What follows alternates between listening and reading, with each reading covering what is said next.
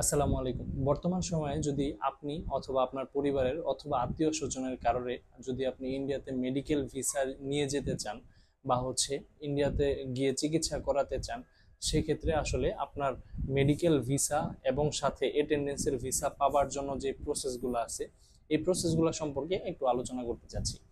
তো প্রথমত আপনারা যদি ইন্ডিয়াতে মেডিকেল ভিসায় যাওয়ার জন্য মনস্থির করেন, সেক্ষেত্রে আপনার যেই প্রসেসগুলো আপনার অবলম্বন করতে হবে তার মধ্যে সর্বপ্রথম কাজ আপনি আসলে বাংলাদেশে রোগীকে পর্যাপ্ত পরিমাণে ডাক্তার দেখিয়েছেন কিনা এবং পর্যাপ্ত পরিমাণে পরীক্ষা নিরীক্ষা করিয়েছেন কিনা।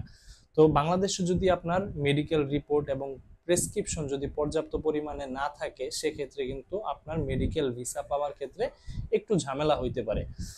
যেহেতু মনে করেন আপনি বাংলাদেশে এখনো পর্যন্ত পর্যাপ্ত পরিমাণ মেডিকেল রিপোর্ট অথবা প্রেসক্রিপশন কালেক্ট করেননি, সেক্ষেত্রে কিন্তু ইন্ডিয়ান হাই কমিশন ধরেই নেবে যে আপনি বাংলাদেশেই এখনো পর্যন্ত পর্যাপ্ত পরিমাণে ডাক্তার দেখাননি। সেক্ষেত্রে আপনাকে ইন্ডিয়ান ভিসা কিন্তু নাও দিতে পারে। তো আপনাদের সর্বপ্রথম কাজ বাংলাদেশে পর্যাপ্ত পরিমাণে মেডিকেল রিপোর্ট এবং প্রেসক্রিপশন যাতে আপনার কাছে থাকে, ওইভাবে আপনি ডাক্তারদের কাছে শরণাপন্ন হবেন।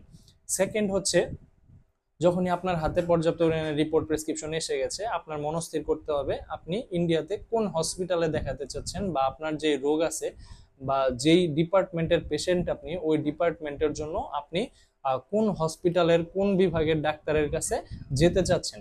তো ওইটা সিলেক্ট করার পরে আপনি কলকাতায় যাবেন, দিল্লিতে যাবেন, না চেন্নাই, ভেল্লোর, সিএমসি বা যে কোনো হসপিটাল। হ্যাঁ, যেমন মনে করেন আপনার এক একজন এক এক হসপিটালে যেতে চায়, তো সেক্ষেত্রে কিন্তু আপনার বাংলাদেশ থেকে এটা আগে থেকে সিলেক্ট করতে হবে যে আমি ইন্ডিয়াতে ওই হসপিটালে দেখাতে চাচ্ছি।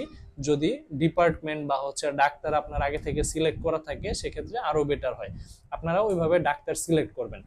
তারপরে 3 নম্বরে আপনারা একটা অ্যাপয়েন্টমেন্ট লেটার এবং আয়ুষ লেটারের জন্য অ্যাপ্লাই করবেন। অ্যাপয়েন্টমেন্ট লেটার কি, আমরা যেমন বাংলাদেশে কোনো ডাক্তার দেখানোর জন্য একটা সিরিয়াল দিই, তো ওই রকম ভাবে ইন্ডিয়াতে যে আপনি যাবেন ওই ডাক্তারটা দেখাবেন, তো ওনাদেরও আপনার যে এত তারিখে আপনি এই হসপিটালে এই ব্রাঞ্চে এই ডাক্তারের কাছে দেখাতে পারবেন, এরকম একটা সিরিয়ালের সিস্টেম। এটাই অ্যাপয়েন্টমেন্ট লেটার।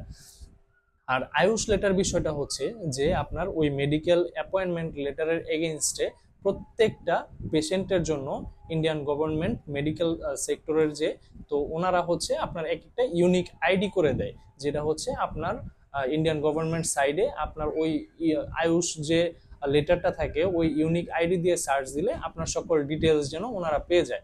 তো এই যে একটা ইউনিক আইডি থাকে, এই ইউনিক আইডির মাধ্যমে যেই একটা ডকুমেন্টস আপনাকে প্রোভাইড করবে, এটার নাম আয়ুষ লেটার। তো সর্বপ্রথম আপনি বাংলাদেশে মেডিকেল রিপোর্ট প্রেসক্রিপশন পেলেন হাতে, দেন মেডিকেল রিপোর্ট প্রেসক্রিপশন এবং আপনার পাসপোর্টের কপি এবং আপনার সাথে অ্যাটেন্ডেন্স যারা যাবে ওই অ্যাটেন্ডেন্সের পাসপোর্টের কপি আপনার ইন্ডিয়াতে যে হসপিটালে দেখাতে যাচ্ছেন ওইখানে পাঠানোর পরে ওনারা মোটামুটি অনেক হসপিটাল ভেদে 3 দিন সময় লাগে, অনেকে একদিনে দিয়ে দেয়, অনেকে 7 দিন, 10 দিন, 15 দিন, এমনকি 1 মাস সময় নিয়ে অনেকে মেডিকেল অ্যাপয়েন্টমেন্ট লেটার এবং আয়ুষ লেটার প্রোভাইড করে। তো আপনার মেডিকেল আয়ুষ লেটার এবং অ্যাপয়েন্টমেন্ট লেটার আপনি অ্যাপ্লাই করার পরে এই সময় নিয়ে ওনারা আপনাকে ইমেইলের মাধ্যমে মেডিকেল অ্যাপয়েন্টমেন্ট এবং আয়ুষ লেটার প্রোভাইড করবে। তো ওই মেডিকেল অ্যাপয়েন্টমেন্ট এবং আয়ুষ হাতে পাবার পরে আপনারা বাংলাদেশে ইন্ডিয়ান সাইটে গিয়ে দেন আগে পরে আমরা যেভাবে মেডিকেল ভিসা অ্যাপ্লাই করতাম, তো ওইভাবে ফর্ম ফিল আপ করতে হবে বা অ্যাপ্লাই করতে হবে। তো এই অ্যাপ্লাইয়ের ক্ষেত্রে আপনাদের যেই ডকুমেন্টস গুলো লাগবে সেগুলো আপনার পাসপোর্ট, এনআইডি কপি, বিদ্যুৎ বিলের কপি, আপনার প্রেজেন্ট অ্যাড্রেস হিসেবে বিদ্যুৎ বিলের কপি, তারপরে আপনার চাকরি অথবা ব্যবসার যে একটা বিস্তারিত আছে, যদি আপনি চাকরি করেন সেক্ষেত্রে এনওসির কপি, যদি আপনি ব্যবসা করেন সেক্ষেত্রে ট্রেড লাইসেন্সের কপি। এগুলা যাবতীয় ডকুমেন্টস দিয়ে প্লাস আপনার মেডিকেল অ্যাপয়েন্টমেন্ট এবং আয়ুষ লেটারের যে নাম্বার থাকে, ইউনিক আইডি নাম্বার, এই ডকুমেন্টস গুলো দিয়ে কিন্তু আপনাকে ফর্ম ফিল আপ করতে হবে। তো ফর্ম ফিল আপ করার পরে আসলে আসে আপনার মেডিকেল অ্যাপয়েন্টমেন্ট বা ওই স্লট নেওয়া। আপনি যেই অ্যাপ্লিকেশন সেন্টারে জমা দিবেন, ওই অ্যাপ্লিকেশন সেন্টারে আপনি কবে জমা দিবেন ওইটার জন্য আপনার স্লটের জন্য অ্যাপ্লাই করতে হবে।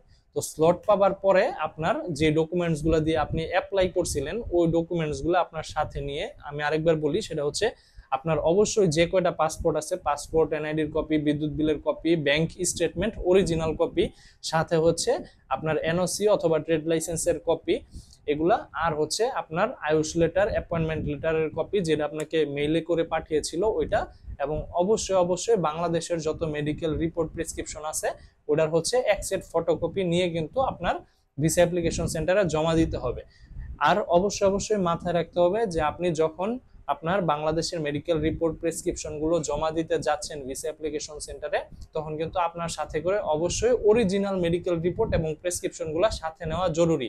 কারণ ভিসা অ্যাপ্লিকেশন সেন্টারের ভিতরে কিন্তু ওনারা অভিজ্ঞ ডাক্তার এনে বসাইছে যে আপনার মেডিকেল রিপোর্ট এবং প্রেসক্রিপশন গুলা আসলেই অথেন্টিক কিনা এটা যাচাই বাছাই করার জন্য। যদি আপনার মেডিকেল রিপোর্ট প্রেসক্রিপশন অথেন্টিক থাকে সেক্ষেত্রেই কিন্তু ওনারা আপনাকে মেডিকেল পেশেন্ট হিসেবে ফাইলগুলো জমা নিবে।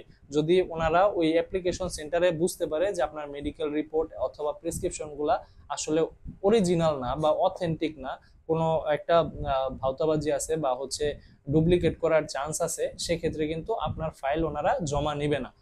তো এইভাবেই হচ্ছে মোটামুটি প্রসেসগুলো। আপনি জমা দেওয়ার পরে মোটামুটি হচ্ছে আপনার 1 সপ্তাহ 10 দিনের মধ্যে আপনি ফিরতি মেসেজটা পাবেন ওনাদের থেকে যে প্লিজ কালেক্ট ইউর পাসপোর্ট। তো এই মেসেজ পাওয়ার পরে হচ্ছে আপনি ওই যে ভিসা অ্যাপ্লিকেশন সেন্টারে ফাইল জমা দিয়েছিলেন ওইখানে গিয়ে আপনি যদি আপনার পাসপোর্ট কালেক্ট করেন, আপনার পাসপোর্ট খোলার পরে আপনি বুঝতে পারবেন যে আপনি আসলে আদৌ কি ভিসা পেয়েছেন কি পান নাই।